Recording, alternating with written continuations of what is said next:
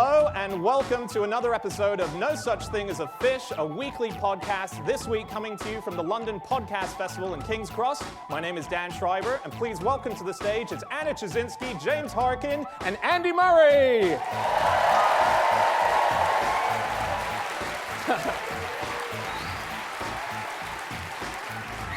And once again, we have gathered round the microphones with our 4 favorite facts from the last 7 days, and in no particular order, here we go.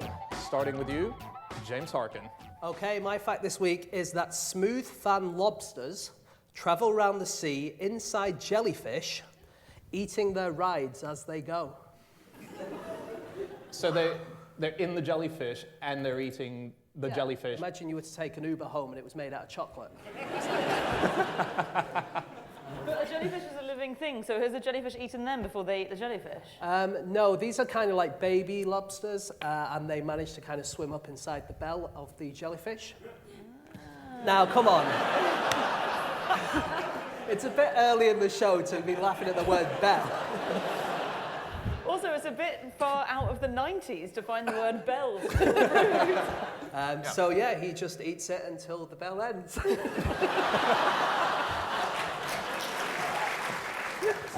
James's trap, which we all walked into tonight. There is no jellyfish. No, there is. So yeah, they get inside this thing which is called a moon jellyfish. They eat it from the bottom to the top. And actually, these jellyfish, you might have heard of these immortal jellyfish.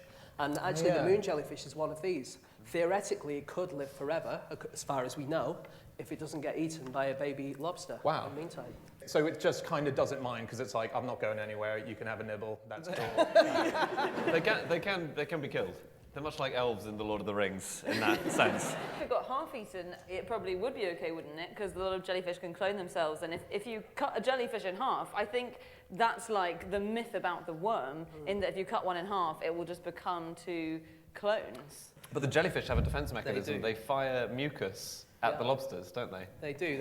They fire mucus at the lobsters inside them, and if they get enough mucus onto the lobster, then the lobster can die of like a bacterial infection. So it's almost like an internal sneeze onto the lobster. So disgusting. But then the lobsters have a defense, don't they? Because the lobsters, what they do, they have 5 pairs of legs, and they use one of their pairs of legs like a pair of windscreen wipers, and they just clear the mucus away. So it's amazing. So lobsters, I had no idea, shed their shells, which so they molt, and if they're missing a limb, part of the shell regrowth period is also part of their limb regrowth period. So if they lose an arm, they're just like, well, I'll just wait for the shedding and then I'll do my whole regrowth again. Yeah. And there are immortal lobsters. So what if an immortal lobster gets inside an immortal jellyfish? That's an excellent Sometimes point. when I say a fact and it sounds completely wrong, but then it kind of sounds right, Anna will join in and be like, yes, that's, and then she'll be like, it can't be right, Dan cannot be right.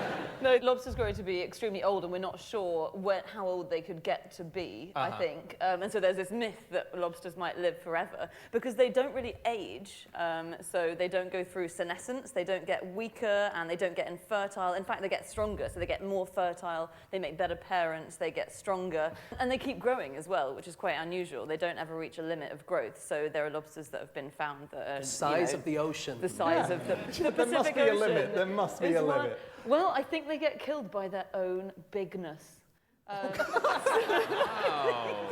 So there's a limit. This is just a theory, though. We don't know. There's a guy called Carl Wilson who studies them, and he says the reason they'll eventually die if humans don't kill them, so most of them get killed by humans, the reason they'll eventually die is that it takes so much energy to shed that exoskeleton constantly, because they're always molting. The bigger they get, the more energy it takes, and eventually it takes so much energy that they're just sapped and they die. Wow. What I like about lobsters is that they are Doctor Who. They are the closest thing to Doctor Who that exists in reality, in that when they regenerate, so when they molt... They turn into a middle-aged Scotsman. Yes! And also, Doctor Who doesn't get bigger and bigger. He does. That's why the TARDIS is bigger and bigger on the inside.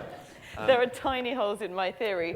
But essentially, it saps loads of energy when they molt. So what they do is they lie on their side and they worm the way out of their shell, and it takes about half an hour. And like Doctor Who, you know, when he's regenerating, it's like really traumatic for a bit. And then he does take a few days or a while to recover, and they have to go into hiding for a few days to recover because they're so sapped of energy while they harden their new shell. And they're all defenseless as well because they're all soft, so predators can take a bite out of them. Yeah. There is a thing, so female lobsters, they have this little sac beneath their tails which they collect male sperm in, and they can decide to use it whenever they like. When they molt, they leave that behind, and I have read that being described as basically them regaining their virginity, which I think is a stretch.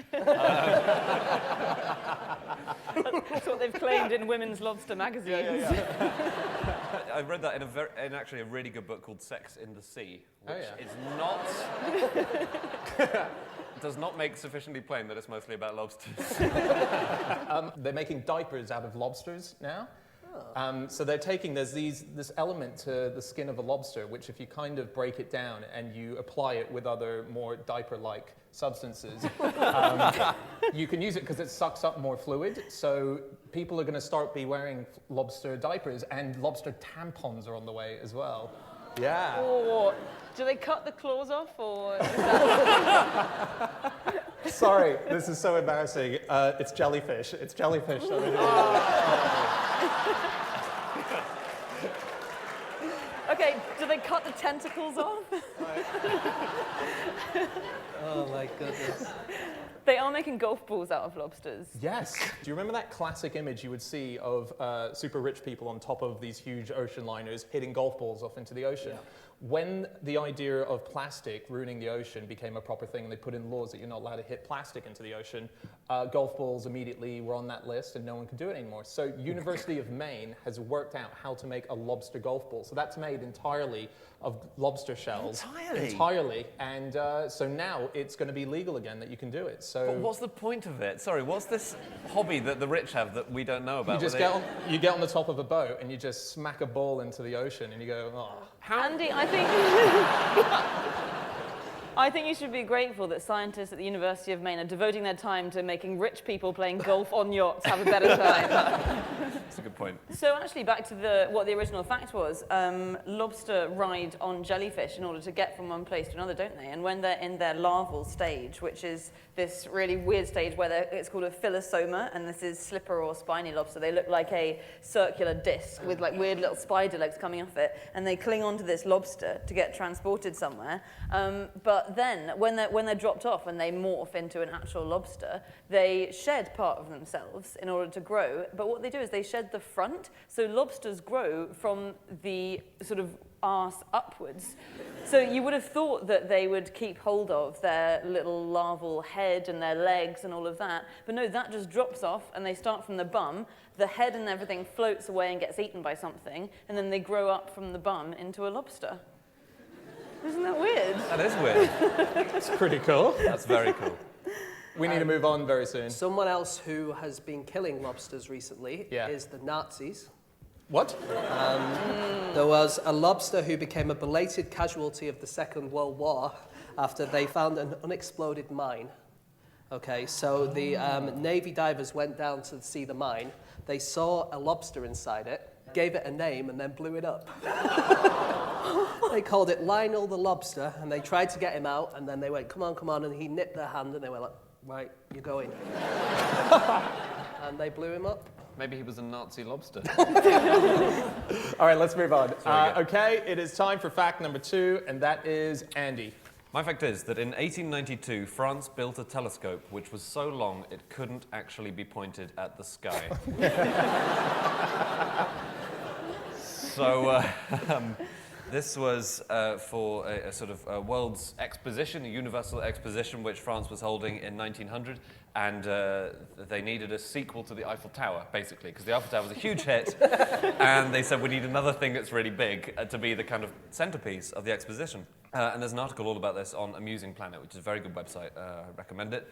And the tube which housed it was 60 meters long. The lenses were 1.25 meters across, and it was too long to move when they had built it. So they had to have a secondary system that they constructed to funnel light in from astronomical objects and then direct it with a series of mirrors into the actual telescope.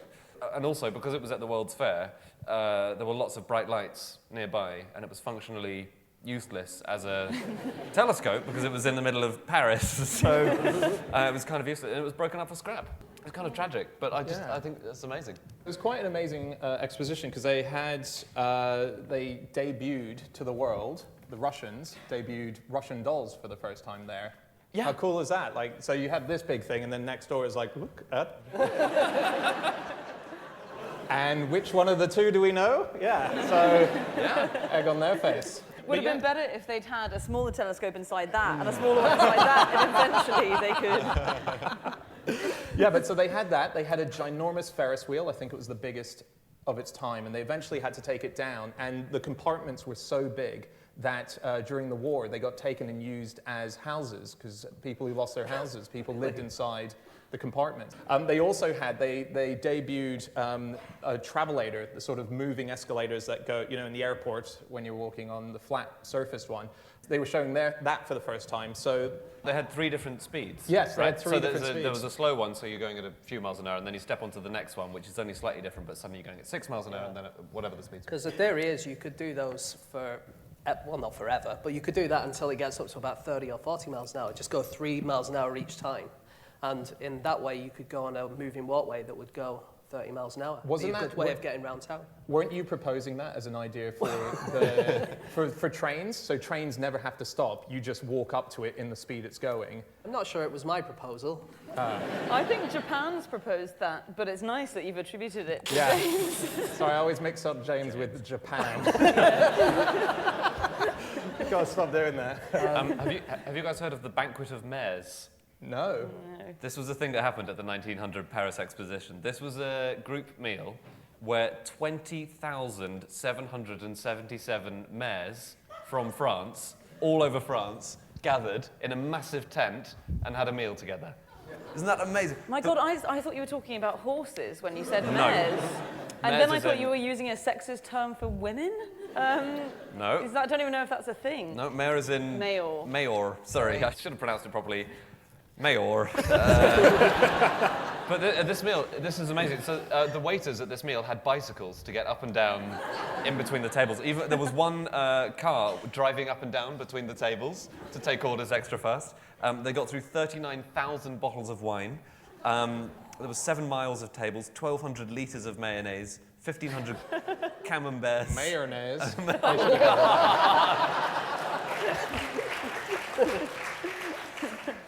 Yeah.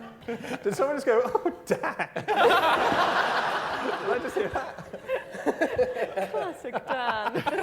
Someone who's never seen the show before.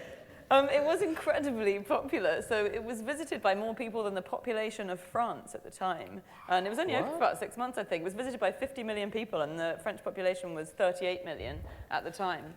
So people were into it. Yeah, and they were apparently the technology of it was genuinely astounding. And I read about a guy, an artist, Italian artist, who went over for it called Giacomo Balla, and he was so impressed by all the technology that he named all his 3 daughters off the back of that one expo. He named his daughters the Italian words for it, but in English, light, electricity, and propeller. Andy, you were talking about they wanted to kind of do something that was like the Eiffel Tower, but better. Well, they asked for suggestions, and a lot of people decided, well, maybe you should just do something with the Eiffel Tower. Oh, nice. One of the suggestions was to turn the bottom half into a waterfall, and the top half into kind of the shape of an enormous woman. What? Well, it would have looked like she was wetting herself the whole time like this, but that was a real suggestion. And in the end, they had loads of different ideas of what they might do with the Eiffel Tower, but in the end, they just went for applying a fresh coat of paint to the spike. On telescopes. Oh, yeah. So I was looking at other large telescopes, and there was another 2 large telescope, actually, the largest telescope in the world in 1935. was reported about in the Nottingham Evening Post, I discovered, in the British newspaper archive. And it turned out it was too large to go through railway tunnels. And so it was built in New York, and it had to get to California, but they had to take it via the Panama Canal. So that was, rather than being a 2,900-mile journey, that was an 8,600-mile journey. Wow. Because they couldn't get it through any railway tunnels. They should have seen that coming. Oh, Guys. Andy. Because they had an enormous telescope. Yeah. It was built to spot Martians, actually. Really? Was Yeah, it? it was built because they knew that there were indentations on Mars, and they wanted to establish whether or not they were made by Martians, as in, were they Martian canals, or were they just naturally formed? What were they? And we're still not sure, but we'll suspect Martians. Because the biggest telescope, which has just been built in China, and that's also supposedly for looking for aliens. Although the US Defense Department thinks it might be for something else. Right. But that's a radio one, not That's right, yeah. an optical. So Yeah. it's the 500-meter aperture spherical telescope. It's called FAST. And it is 500 meters across. That's where the name comes from.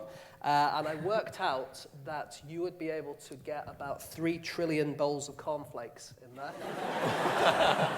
And so that would be enough cornflakes for every person in the world to have a bowl every day for a year, and it still wouldn't run out. Wow. So is that what it's going to be put to after they've... The really cool thing about it is you can probably see that it looks a bit different than normal telescopes. It's spherical rather than a parabola.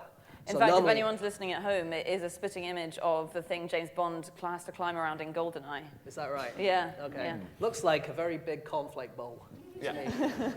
But what they do is a parabola, normally the data would come in and it would all point to the focal point of the parabola, but they don't do that. So what they have is these 6 towers, and they have wires coming down on them, and there's a little robot in there.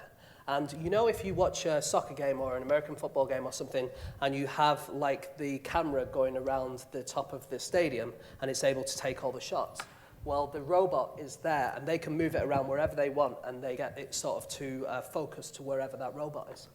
Wow. That's really cool. That's very cool. Apparently, 10,000 people had to move house for the telescope to be installed. Yeah. Yeah. Because they wanted to be closer to get a good look? Or...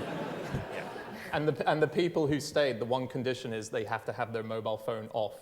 That's the only condition. Really? Yeah, because it will interfere, so it will pick up. And they'd better like cornflakes.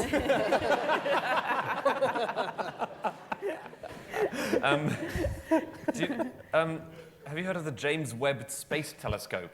This is very cool. So Hubble is in space because it's much better for looking at the stars because there's no atmosphere in the way. And the next incarnation is going to be called the James Webb Space Telescope. It's going to be about 100 times better, apparently. Don't ask me in what metrics, but it will be. They said that it's so powerful that when they turn it on, the heat, it will be able to detect heat coming from a bumblebee as far away as the moon. Wow. But there aren't that many bumblebees on the moon, are there? Poor Buzz Aldrin left a few. We were actually getting a robot to put a telescope on the far side of the moon. You know, there actually is telescopes on the moon at the moment. China has telescopes on some of their small rovers, and they've been looking out into the universe as well. But we only found this out a few years after they'd been doing it. So they had secret telescopes on the moon. Wow. Yeah, pretty cool, eh? One more big telescope. Yeah, we need to move on in a sec. Okay, Hevelius. He was a guy who made a telescope, and it was really big. It was 150 feet long, and it was so long that he couldn't make a tube to fit it in because a metal tube would be too heavy and a paper tube would just fall apart. And so he put it in like a trough. There was like a trough where all the lenses went in. And he had to have a team of men with ropes and pulleys, and they were just there to kind of keep it steady because even the tiniest breeze would just rip the whole thing apart. Yeah, so it didn't really work, did it? It did not. When was that? That's amazing. Renaissance, is it? Or is it after that? Yeah, when was Well, it must be. It must be before the 18th century because one of the other things that Hevelius invented were side-looking opera glasses. So you could have these glasses where I could look like I'm looking over here, but actually I'm looking at Andy. And they were called polemoscopes. Why, if you've gone to see the opera. What's wrong with my face, Dan? Well, he called them polemiscopes after the Greek for war because he thought you'd be able to use it in military. Good news, their entire army is facing 90 degrees away. They will never see us coming. Well, yeah, wouldn't you see the person next to you and be like, there's a traitor in this side? They were never really used in the military, but the reason I know that he's pre-18th century is they were used in the 18th century for looking sideways at young women at balls. But it's nice, Andy, that you didn't automatically assume that was what they were used for. It shows you're a wholesome person. Thank you very much. That's immediately what I think they're used for. Don't get invited to many balls anymore. No, I think we had one on the TV show. We borrowed one from the Museum of Optical Instruments or something. Yeah, they're very cool. I've got one last thing, which is that the planet Neptune, when it was discovered within the hour of astronomers starting to look for it. So literally, they went, I reckon it's about there. Oh yeah, there it is. Okay, it's time for our next fact, and that is Anna Chazinski. My fact is that the first gentleman's club in America was formed for the purpose of eating turtle soup. So this is the Hoboken Turtle Club. Actually, I haven't looked up how to pronounce that. Hoboken Turtle Club. There we go. And I just looked it up in my mind. This was the brainchild of a guy called John Stevens, and he lived in New Jersey. And he kept chickens, and he was plagued by turtles. And he discovered that these big turtles were jumping out of the river and grabbing his chickens and killing them. So he declared that he would have vengeance on all the turtles. Wow. And actually, a lot of sources say it was Alexander Hamilton's idea, Hamilton of hit Broadway musical fame, to make this turtle club. So Hamilton said to Stevens, look, you should make a turtle factory on your New Jersey farm and kill the turtles, and we should eat them. And so they decided to do that. They created this club, and they killed turtles, they ate them, and a bunch of important people joined. So Jefferson, Franklin, Burr, Hamilton, Washington, they were all members of the Hoboken Turtle Club. They hung out, they ate turtle soup, they had the best time. And that was the first members club. Wow. So there's a bit of detail I just want to pick you up on quickly. So these turtles were eating his chickens, right? Mm-hmm. So, okay, I've got two things. One, turtles incredibly slow, as far as I know. Two, I'm pretty sure that chickens are incredibly fast. In fact, fast to the point that, did anyone see Creed? Like, Rocky Sylvester Stallone gets him to try and catch chickens. That's part of the training for a lot of people. So they're really quick. So what the fuck? What's going on? Yeah. What kind of super speed turtles are... You're citing the 7th Rocky film? That's... In the 8th Rocky film, they're actually going to have him beaten by a turtle for realism's sake. Well, they can snap out with their jaws incredibly fast. Yeah. Turtles can. Right. They can once they get close to you. They're there. Okay, right. So if you don't see them sneak up on you, then you are dead meat. This is my theory, so don't quote me on it, but it might have been a lie because the way that he found out was that one of his servant boys he sent down to the river to find out why his chickens kept disappearing, and the servant boy came back and said, look, I was lying by the riverside reading my book, apparently romance fiction, weirdly, reading my book, and suddenly a turtle leapt out of the river and grabbed a chicken. So maybe this servant boy was just stealing all of his chickens and didn't know who to blame it on. Leapt out of the river. Leapt is a word, yeah.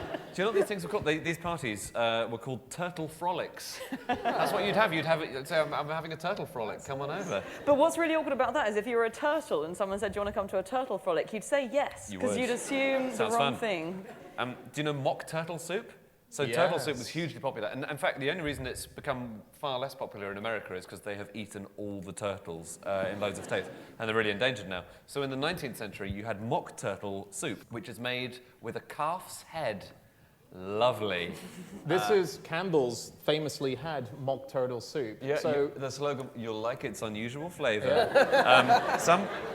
Sometimes I found a book from 1821 with a load of recipes in, and it said that the fetus of the cow is regularly sold to pastry cooks for the purpose of making mock turtle soup. Lovely. Nixon banned soup from White House. From America. From White House state dinners, yeah. Why? So this was according to Harry Bob Hadelman, who was he was the chief of staff for Nixon, And famously was the main perpetrator of Watergate. of Watergate, and he did jail time, and he said that what happened was Nixon one day said, "I don't want any soup at any of our dinners, okay?" And he said, "Why? It's a perfect thing." He says, "No one likes soup. No one's into soup. Let's get it banned." And then he spoke to someone who had dinner with Nixon the night before, and Nixon was famously clumsy, and apparently they were having soup, and he got it over his shirt, and he thought, this is unacceptable, and so he banned soup. So no soup was ever served at any state dinner. Did he say, waiter, there's a bug in my soup? Because of the Watergate scandal. Even I didn't like that. President Lincoln's last ever meal was mock turtle soup. Was it? Was it? Yeah, along with like 6 other dishes, but it was a starter, I think. Were they more lax on the last meal thing in those days? Well, I don't think he knew he was going to die. Yeah, I guess he wasn't on death row, actually. This feels like a last meal. I don't think I should go out tonight. The Turtle Club meetings used to become eating competitions. They morphed into that. Yeah, so the famous soup maker for the Turtle Club meetings in the second half of the 19th century was a guy called John Tarbell, and he used to arrive 2 days before the club would have its meeting, and a newspaper report from the Times said he'd arrive with turtles, flippers tied and eyes abulged with apprehension. And 2 days later, they'd be in a soup, so it was justified apprehension. And if you could eat more than 3 plates, then you automatically entered the eating competition. And then I think the winner in 1894 had eaten 7 main courses, and you got presented with a vegetable bouquet at the end of it. It's just classic boys' club stuff. We need to move on to the next final fact. So just maybe 1 or 2 little kind of other clubs. Yeah, sure. Like gentlemen's clubs. There was a 13 club, which was an anti-superstition club. They wanted to say, okay, look, this idea of 13 being bad luck is just ridiculous. So let's go for dinner with 13 of us. And let's have 13 of this and 13 of that. And let's walk under some ladders and have some black cats and all that kind of stuff. But at the first meeting, only 12 people turned up. So the 13th had been decapitated by a dropped mirror. Well, they drafted in a waiter to make up the numbers, and unfortunately the waiter was extremely superstitious. So he spent the whole time howling and trembling like a leaf. I'm going to move us on to our final fact. Sure. Okay, it is time for our final fact of the show, and that is my fact. My fact is that when Evel Knievel starred in the 1977 film Viva Knievel, he used a stunt double. How cool is that? Greatest supposed daredevil in the world using a stunt double. Was it for insurance or something like that? It was, yeah. So they booked him, and he plays himself in the movie, and the idea was that he would make all these leaps, and he was at one of the shows where they were going to test out, and they did have a stunt double already, but he did a wheelie just to the crowd, and he fell off.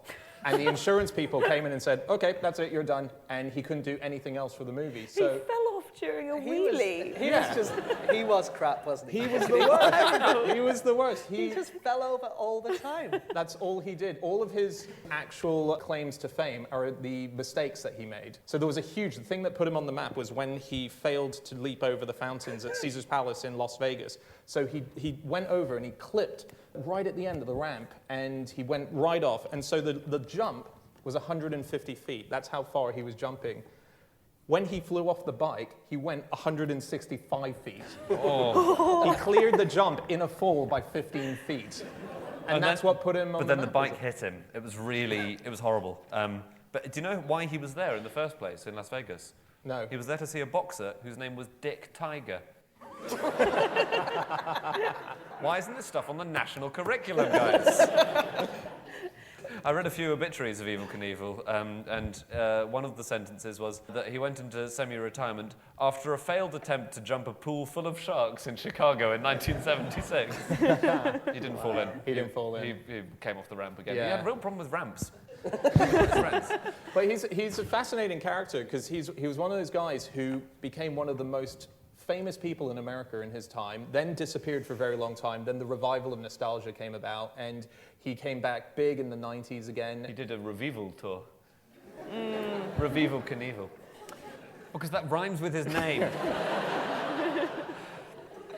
He's trying How out some many new do I have to material. explain?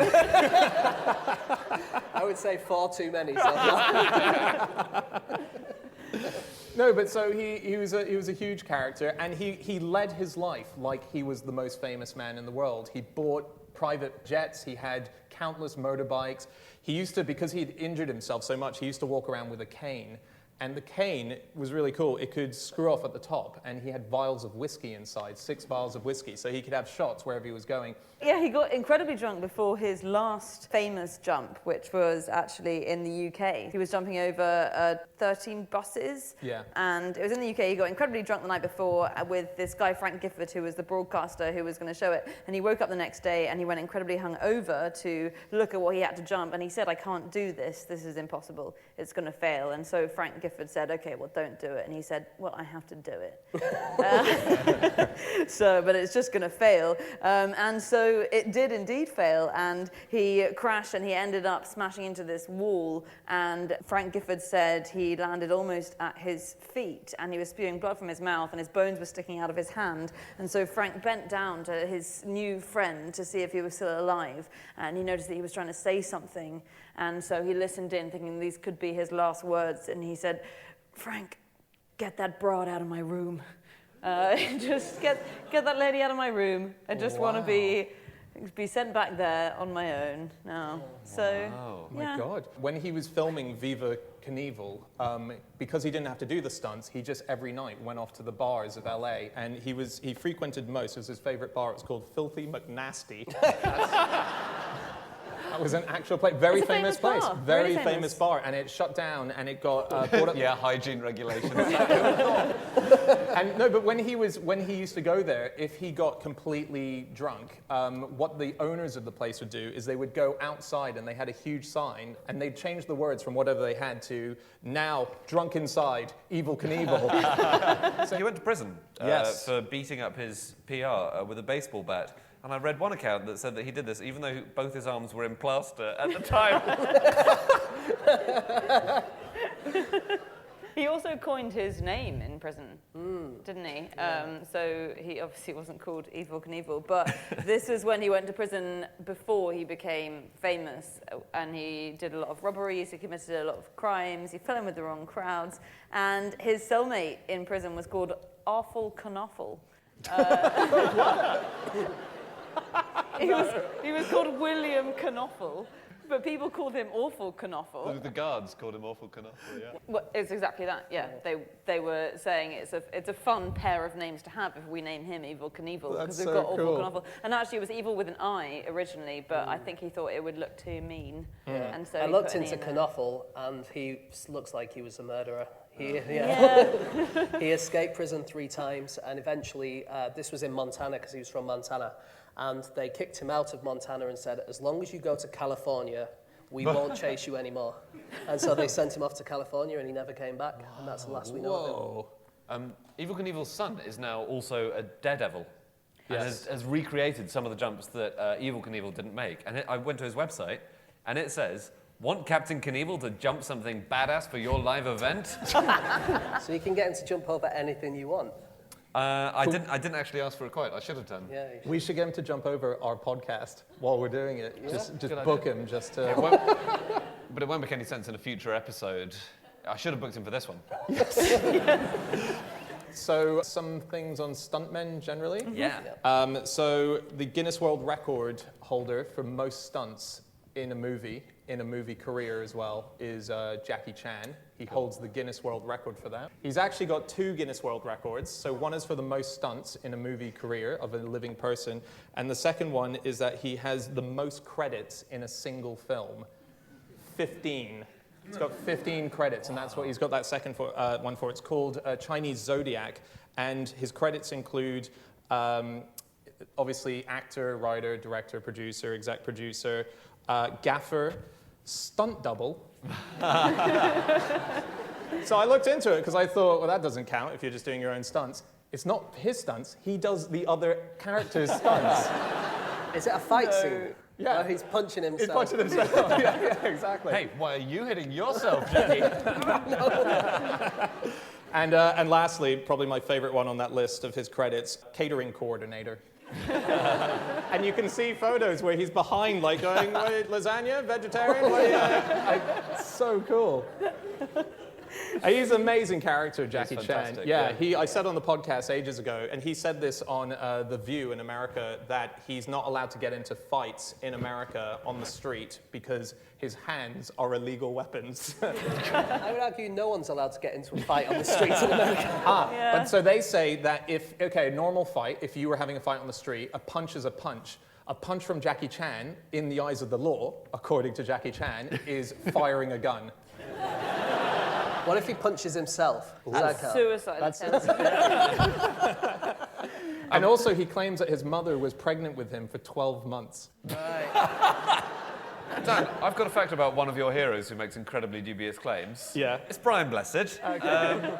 This is from Brian Blessed's autobiography. He says that when he was doing the show Z-Cars back in the, 60s, 70s? He couldn't drive, so he had a stuntman under his seat working all the pedals and the gears. And the BBC then eventually paid for driving lessons after Blessed became overexcited by his performance and kicked his stuntman in the bollocks. We're going to have to wrap up in literally a couple of minutes because they're going to shut the building. Right, okay. Just very quickly, there's a guy called Ron Cunningham who was I think the oldest stuntman ever working. He did his final performance in Brighton at the age of 90 as a stuntman, and this is the description of it. He, surrounded by a bevy of Brazilian beauties, crushed broken bottles with his bare feet, set himself alight with lighter fuel, stabbed himself several times in the chest with a bendy knife, smashed a beer glass into his neck with a hammer, and rounded things off by telling his infamous chicken joke. What a guy! Okay, that's it. That's all of our facts. Thank you so much for being here. If you would like to get in contact with any of us about the things that we've said over the course of this podcast, you can reach us on our Twitter accounts. I'm on @Schreiberland. James? Egg-shaped. Andy? Andrew Hunter M. Anna? You can email podcast@qi.com. Yep. And if you would like Robbie Knievel, son of Evil, to jump over anything, you can head to robbieknievel.com. We will be back again next week with another podcast. Thank you guys so much for being here tonight. Really appreciate it. And we'll see you again next week. Goodbye.